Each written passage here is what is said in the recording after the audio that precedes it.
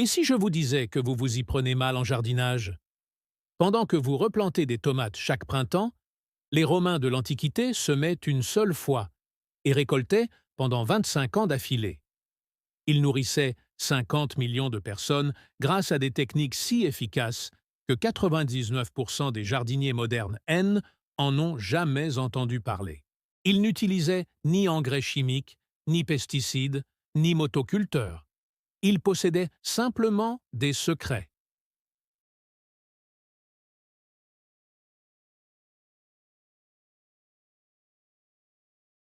Et aujourd'hui, nous le redécouvrons. Bienvenue dans le coffre-fort de Nature Lost. Les Romains n'étaient pas seulement des conquérants, ils étaient des observateurs passionnés. Leurs plus grands soldats et sénateurs, Caton, Varron et Columelle, ont rédigé des guides détaillés et exhaustifs sur l'art de nourrir un empire pour toujours. Ils ont consigné un système dont la science moderne ne révèle que maintenant le génie. Nous avons extrait de ces textes les 10 techniques les plus efficaces. Préparez-vous. Votre vision du jardinage en sera transformée. Commençons par leur idée la plus novatrice.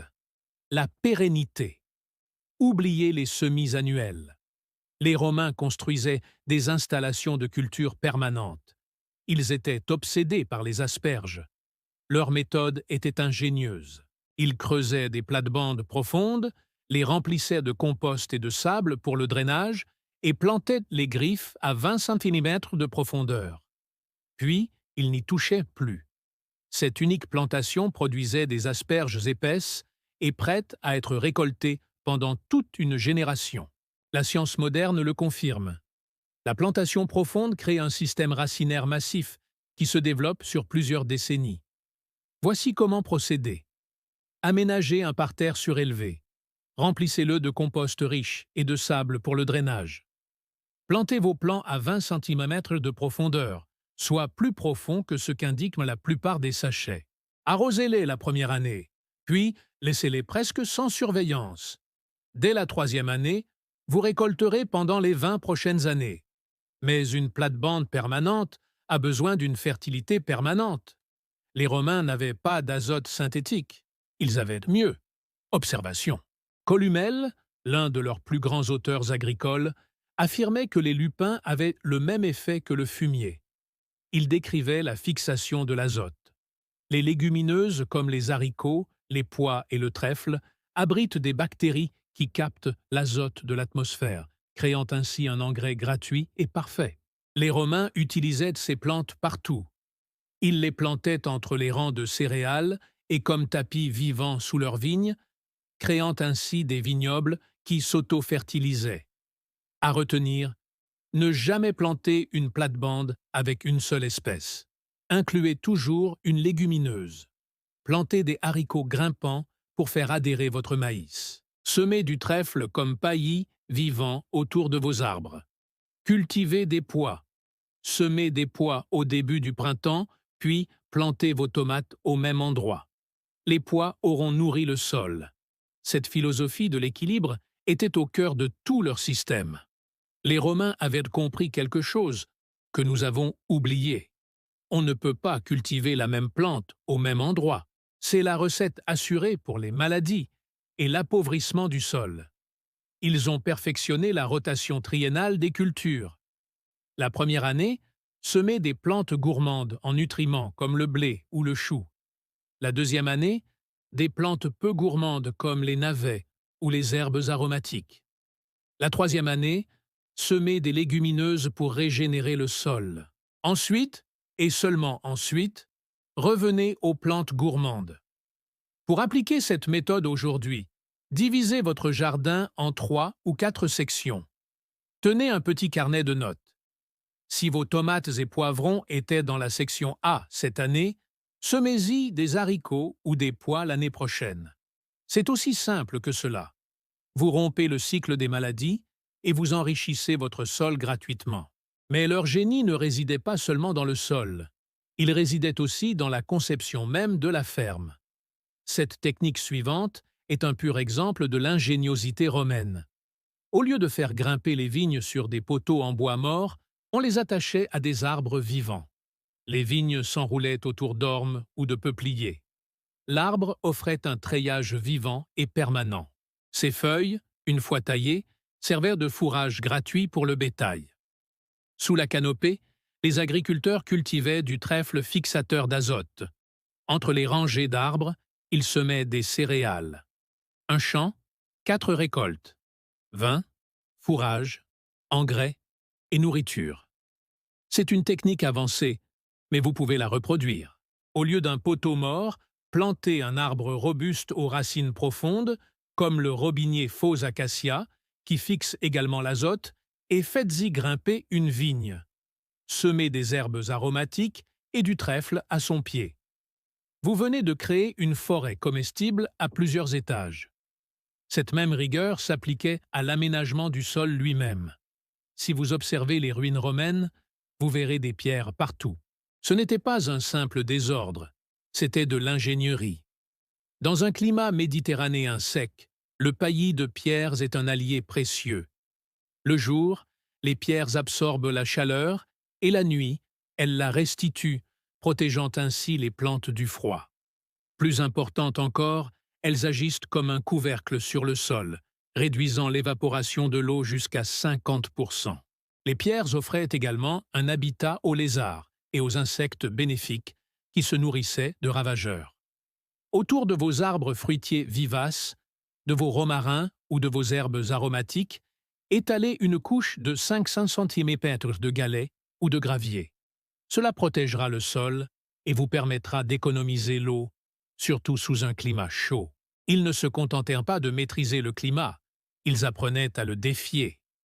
Au 1er siècle de notre ère, l'empereur Tibère exigea des melons frais en plein hiver. Ses jardiniers s'exécutèrent. Plénie l'Ancien a consigné leur solution, des plates-bandes montées sur roues. Le jour, on les sortait au soleil. Les nuits froides, on les rentrait sous des châssis recouverts de lapis specularis, une pierre transparente de sélénite. Il s'agissait du spécularium, la première serre au monde. Pour nous, la version pratique est la couche chaude romaine. À l'automne, creusez une fosse de 90 cm de profondeur. Remplissez les 60 premiers centimètres de fumier frais et chaud, comme du fumier de cheval ou de poule mélangé à de la paille. Recouvrez d'environ 30 cm de bonne terre. En se décomposant, le fumier générera de la chaleur gratuitement pendant des mois, vous permettant ainsi de cultiver de la laitue et des légumes verts tout l'hiver. Ce fumier chaud ne servait pas uniquement au chauffage. Les Romains étaient de véritables maîtres du compostage. Columelle classait les fumiers avec une précision scientifique. Les fientes d'oiseaux étaient les meilleures, très concentrées. Les excréments humains venaient en deuxième position, mais il fallait les faire mûrir. Le fumier de bovins et d'ovins était un engrais fiable et performant. On n'utilisait jamais de fumier cru. On le faisait mûrir. On le compostait avec de la paille, créant ainsi un humus riche et stable. On savait que le fumier cru brûlait le sol et gaspillait cette ressource. La leçon est simple. Compostez toujours votre fumier. N'épandez jamais de fumier cru sur vos plates-bandes. Épandez le fumier chaud directement sur vos plantes. Laissez-le se décomposer avec de la paille pendant 6 à 12 mois, en tas. Vous obtiendrez ainsi un sol noir riche et non un simple engrais. Cette obsession du détail s'étend à toute l'exploitation. C'est ma méthode préférée. Les Romains étaient obsédés par les motifs. Columella insistait sur le fait que la meilleure façon de planter un verger était selon la méthode quincunx, le motif à 5 points d'un dé. Un plant à chaque coin d'un carré et un au centre. Ce n'était pas qu'une question d'esthétique.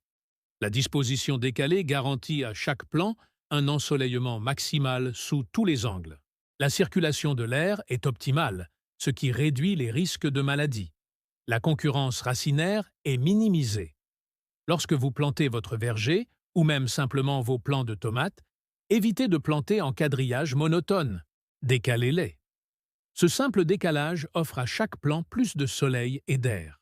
Une fois leurs arbres parfaitement positionnés, ils les géraient avec une vision à long terme. Les Romains ne se contentaient pas de tailler les instruments pour qu'ils portent leurs fruits, ils les taillaient aussi pour assurer leur longévité. Columelle écrivait que la taille devait servir trois objectifs: produire des fruits, sélectionner les meilleures pousses et assurer la longévité de la plante. Leur objectif n'était pas seulement la récolte de cette année, il s'agissait de créer une plante qui produirait abondamment pour la génération suivante. Lorsque vous taillez vos arbres fruitiers, ne pensez pas seulement aux fruits de l'année. Pensez à leur forme. Créez une structure forte, aérée et équilibrée.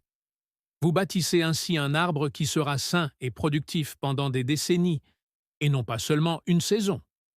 Cette combinaison de connaissances approfondies et de vision à long terme a abouti à leur règle finale et la plus importante. Les Romains ne combattaient pas la terre, ils l'écoutaient. Columelle écrivait avec une certitude absolue que l'orge ne tolère aucun lieu, sauf un terrain meuble et sec. Il a ajouté que les sols lourds, calcaires et humides conviennent bien à la culture du blé d'hiver. Ils ont classé leurs sols selon leur texture, leur drainage et leur couleur. Ils savaient que le sol volcanique de Campi était idéal pour la vigne. Arrêtez de forcer les plantes à pousser là où elles ne veulent pas. Votre jardin est-il argileux? Inutile d'essayer de le modifier. Plantez plutôt des végétaux qui s'y plaisent, comme des brassicacea ou des poiriers. S'il est sableux, plantez plutôt des végétaux qui préfèrent un sol bien drainé, comme du romarin ou de la lavande.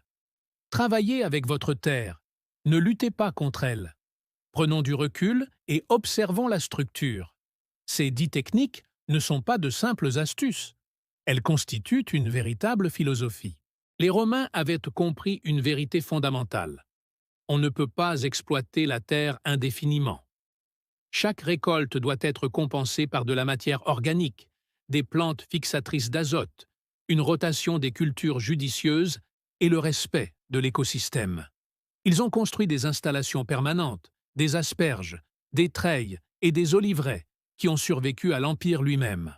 Ils ont capté l'énergie gratuite issue de la décomposition bactérienne grâce au soleil.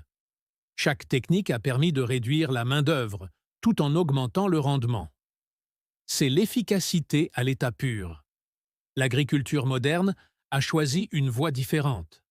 Elle a privilégié les rendements à court terme obtenus grâce à l'intervention de produits chimiques. Mais cette voie arrive à son terme. Dégradation des sols, raréfaction de l'eau, effondrement des écosystèmes. Les réponses que nous cherchons désespérément ne sont pas nouvelles. Elles sont écrites en latin, conservées dans les textes musicaux de Comella, Varron et Plénie. Les Romains ont prouvé que ce système fonctionne à l'échelle d'un empire. Ils ont nourri 50 millions de personnes pendant 1000 ans sur une terre qui s'enrichissait, au lieu de s'appauvrir, à chaque décennie. Ce savoir n'est pas perdu. Il est précieusement conservé. Il attend que nous nous en souvenions. L'idée la plus révolutionnaire en agriculture pourrait bien avoir 2 millénaires. Si cette découverte vous a éclairé, abonnez-vous à Nature Lost Vault et partagez cette histoire. Chaque j'aime, chaque partage contribue à préserver ce savoir. Le prochain coffre-fort ouvrira bientôt.